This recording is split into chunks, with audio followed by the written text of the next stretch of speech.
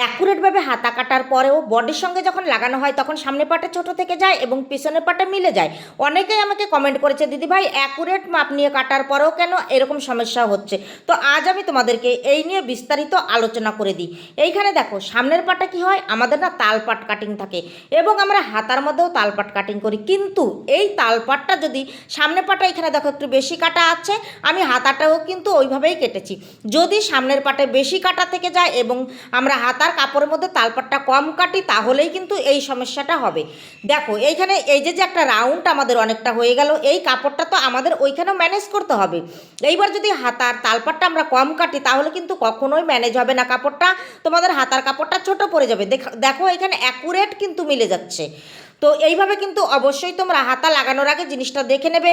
চলো এবার আমি তোমাদেরকে লাগিয়ে দেখি।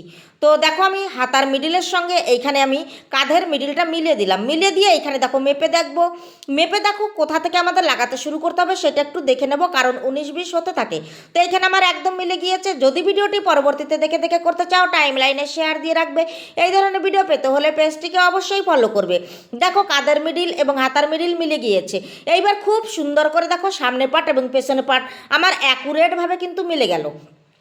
যদি ভিডিওটি ভালো লেগে থাকে একটা লাইক দেবে, মূল্যবান মতামত কমেন্টে জানাবে। অবশ্যই অবশ্যই তোমরা কমেন্ট করবে। Thank you.